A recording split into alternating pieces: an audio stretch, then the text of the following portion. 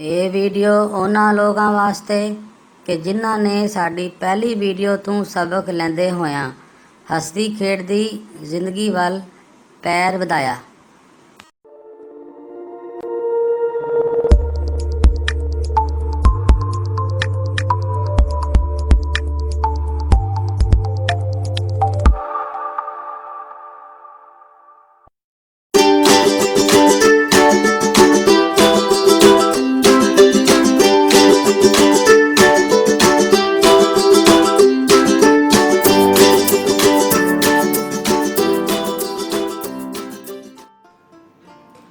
अस्सलाम वालेकुम। क्या आपने कभी गौर किया है कि आपके इर्द गिर्द कुदरत ने जितनी भी चीज़ें बनाई हैं उनमें एक तवाज़ुन और रब्त पाया जाता है, और जब तक ये तवाज़ुन और रब्त कायम रहता है उन चीज़ों की खूबसूरती भी कायम रहती है।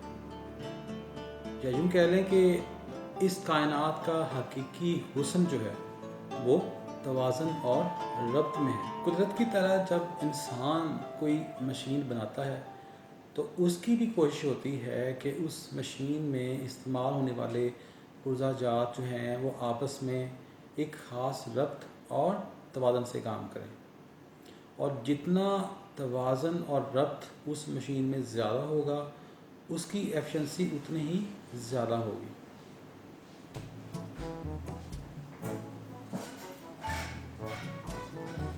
क्या आपको पता है कि एक गाड़ी जो है उसमें 30,000 मुख्तलिफ पुर्ज़ाजात होते हैं जो सारे के सारे एक रिदम में और तवाज़ुन में काम करते हैं, और जितनी तवाज़ुन से ये पुर्ज़ाजात काम करते हैं गाड़ी की परफॉर्मेंस उतनी ही अच्छी होती है, या यूँ कह लें कि उसकी एफिशिएंसी ज़्यादा होती है। और उसकी एफिशिएंसी का दारोमदार इस चीज़ पे भी होता है कि उसको हम कैसा फ्यूल देते हैं, कि अगर हम उसको अच्छा फ्यूल देंगे तो हम उससे ज़्यादा अच्छी परफॉर्मेंस ले सकेंगे, क्योंकि उसके अंदर पाए जाने वाले पुर्ज़ाजात जो हैं वो एक तवाज़ुन में काम करेंगे। ले जी, होगी आपकी बात कंप्लीट। तो ये हैं तो ये बिन बुलाए मेहमान, लेकिन उन्होंने बातें बिल्कुल ठीक की हैं। तो इंसानी जिस्म भी दुनिया की पेचीदा तरीन मशीन है जिसको इंसान अभी भी जुज़वी तौर पे समझ सका है, और आपको सुन के हैरत होगी कि इंसानी जिस्म जो है वो 15 ट्रिलियन मुख्तलिफ पुर्ज़ाजात से मिलके बना है, और उन पुर्ज़ाजात को हम सेल्स या खुलिये कहते हैं। और इंसानी जिस्म की प्रॉपर फंक्शनिंग का दारोमदार इन पुर्ज़ाजात की एक रब्त में और तवाज़ुन में काम करने में है, और इन सेल्स या खुलियों के काम करने के तवाज़ुन में हमारी ग़िज़ा का बहुत अहम रोल है। ग़िज़ा हमारी जितनी मतवाज़ुन होगी हमारे इन सेल्स और खुलियों की कारकर्दगी उतनी ही मतवाज़ुन होगी। तो इसीलिए मैं आपको एडवाइस करता हूँ कि आप अपनी जो डेली रूटीन में जो डाइट लेते हैं वो हेल्दी भी हो और मतवाज़ुन भी हो, ताकि आपके जो सेल्स हैं जो आपकी बॉडी को बनाते हैं वो अपना प्रॉपर रोल प्ले कर सकें आपके जिस्म के मुख्तलिफ अफ़ाल को अंजाम देने के लिए। जब भी ये तवाज़ुन बिगड़ता है या हम अपनी रूटीन में जो ग़िज़ा खाते हैं वो मुतवाज़िन नहीं होती, उसकी वजह से हमारे अंदर ऐसी तब्दीलियाँ रूनुमा होती हैं जिनकी वजह से हमारे अंदर तरह तरह की बीमारियाँ जन्म लेती हैं। ये साहब काफ़ी देर से यहाँ बैठे हुए हैं, इनको गायब ना कर दें, क्या कह रहे हैं, कर दें? नहीं जी, गायब हो गए हैं।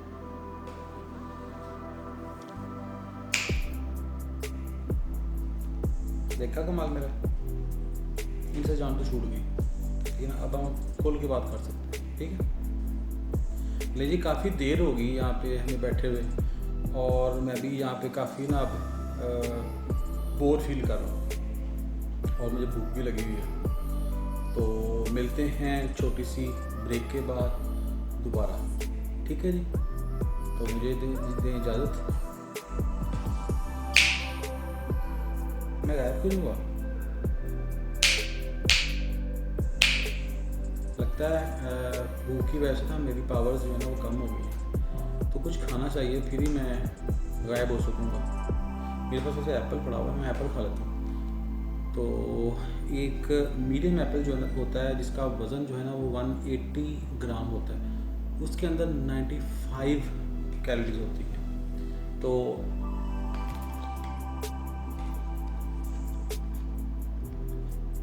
कैलोरीज के अलावा इसमें आपको 2.5 से 3 ग्राम फाइबर मिलता है, जिसमें मेजॉरिटी जो होती है ना पैक्टिन की होती है।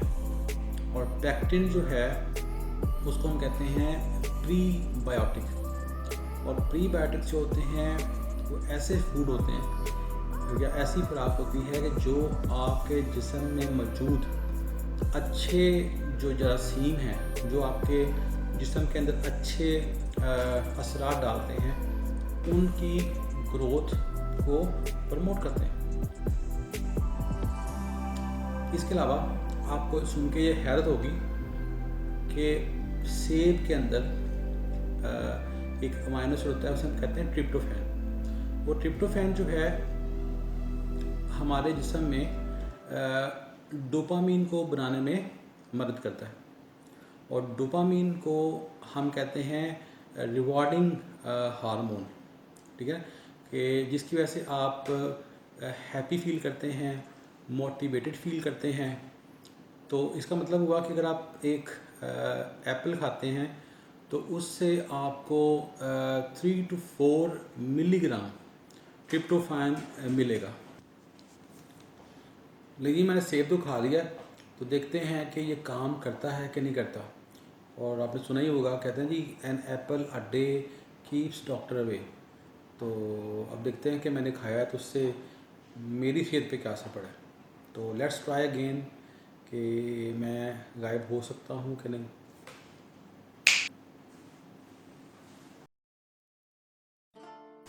वेलकम बैक जी। तो जैसा कि मैं आपसे बात कर रहा था प्रीबायोटिक्स की और प्रोबायोटिक्स की, तो मैंने आपको कहा जी कि प्रीबायोटिक्स जो हैं वो ऐसे फूड होते हैं कि जो आपके जिस्म में मौजूद जो बेनिफिशियल माइक्रोब्स हैं उनकी ग्रोथ को इम्प्रूव करते हैं, जिनको हम प्रोबायोटिक्स कहते हैं। तो प्रोबायोटिक्स जो हैं उसके ऊपर मैं इंशाल्लाह एक वीडियो बनाऊंगा, लेकिन कुछ आपको थोड़ा सा इन्फॉर्मेशन, बेसिक इन्फॉर्मेशन आपको देता चलता हूँ कि प्रोबायोटिक्स जो है ना आपके जिस्म में जो मुख्तलिफ़ किस्म के जो पैथोजेनिक माइक्रोब होते हैं या जो आपके जिस्म को नुकसान चाहते हैं उनके ख़िलाफ़ लड़ते हैं। इसके अलावा ये बहुत से ऐसे जो है ग़ज़ाई अज्जा पैदा करते हैं कि जो हमें ग़ज़ा से नहीं मिलते, लेकिन हमें या हमारे जिस्म को उनकी ज़रूरत होती है, तो उन चीज़ों को ये बनाते हैं। तो इस तरह से जो आपके प्रोबायोटिक्स हैं उनका बहुत इम्पॉर्टेंट रोल है हमारे जिस्म में और हमारे ओवरऑल वेलबींग में। अरे आप इधर बैठे हुए क्या कर रहे हैं जी आप यहाँ पे? हैं जी, मैंने तो अब देखा आपको, तो चलें इधर ही बैठे हैं। तो क्या करते थे वैसे आप यहाँ पे? वैसे बैठे हुए? अच्छा चले, मैं आपको बताता हूँ बैलेंस डाइट के बारे में बता रहा था आपको कि बैलेंस डाइट क्या होती है, मतवाज़न ग़िज़ा क्या होती है। तो आम तौर पे हमारे जिस्म को ना रोज़ाना की बुनियाद पे तकरीबन जो एक आम एवरेज इंसान होता है उसको 2200 से लेके 2500 किलो कैलोरीज रिक्वायर्ड होती हैं। तो बेसिकली ये डिपेंड करता है आपके बॉडी वेट के ऊपर। तो इसके बारे में इंशाल्लाह मैं आपको आने वाले जो वीडियोस है उस पर बताऊँगा, लेकिन अभी आपको बताऊँ कि हमारी जो टोटल कैलोरी की रिक्वायरमेंट है उसमें से जो है कार्बोहाइड्रेट्स से जितना आपने एनर्जी लेनी होती है वो होनी चाहिए आपकी 45 से 55%, ठीक है, जो कि आपके अगर पर केजी ऑफ बॉडी वेट के हवाले से आप देखें कि आपने अपने बॉडी वेट के हिसाब से कितने कार्बोहाइड्रेट्स लेने हैं अपने खाने के अंदर, तो वो बनते हैं जी 6 से 10 ग्राम पर केजी ऑफ बॉडी वेट, ठीक है। इसके अलावा प्रोटीन्स की अगर बात करते हैं तो वो आपने 10 से 15% of your total energy intake लेने होते हैं, जो कि बनते हैं आपके 0.8 ग्राम पर केजी ऑफ बॉडी वेट। तो ये आपको मैं आसानी के लिए बता रहा हूँ कि अगर जिस तरह से आपका बॉडी वेट होगा उस तरह से आप अपनी ना कैलकुलेशन कर सकते हैं कि कितनी प्रोटीन की रिक्वायरमेंट आपकी हो सकती है। अब आ जाते हैं हम फ़ैट की तरफ। तो फ़ैट्स में अगर आप देखते हैं तो वो आपको तकरीबन 0.5 से 1.5 ग्राम पर केजी ऑफ बॉडी वेट, जो कि बनते हैं 25 से 35% आपका जो टोटल एनर्जी की रिक्वायरमेंट है।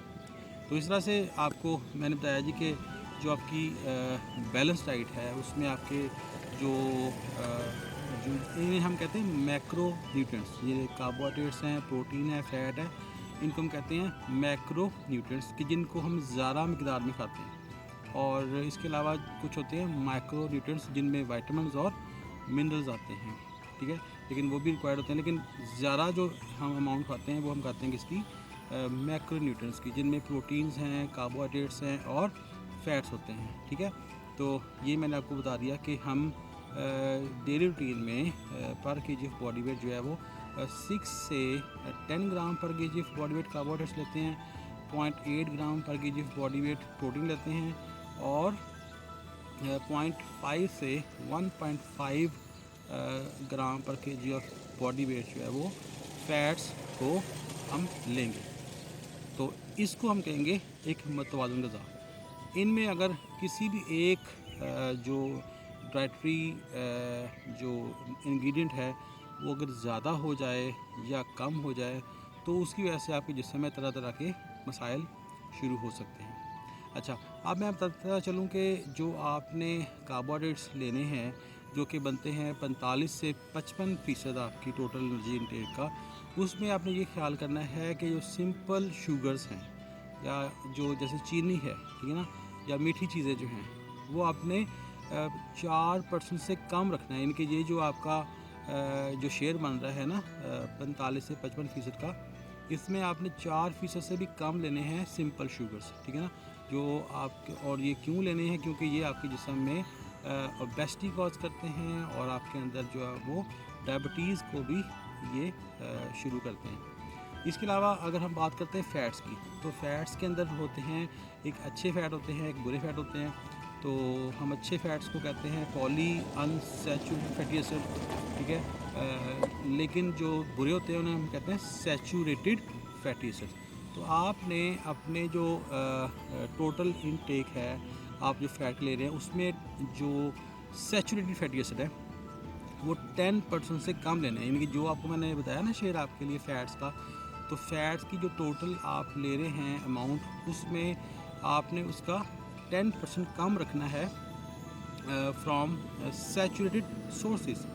जैसे देखा होगा आपने, ये वेजिटेबल घी होता है, इसके अलावा बटर है, तो ये सारे जो ना ये सैचुरेटेड फैट्स हैं, ठीक है ना। तो सैचुरेटेड फैट्स जो हैं ये आपकी बॉडी में जो ट्राइग्लिसराइड लेवल है ये ब्लड में, उसको इंक्रीज़ करते हैं और कोलेस्ट्रॉल लेवल को भी ये इंक्रीज़ करते हैं, ठीक है जी। तो आई होप सो कि आपको ये इन्फॉर्मेशन काफ़ी इंटरेस्टिंग लगी होगी और आप अपनी डेली रूटीन में जो डाइट है उसको इसके अकॉर्डिंगली मैनेज करने की कोशिश करेंगे, ठीक है।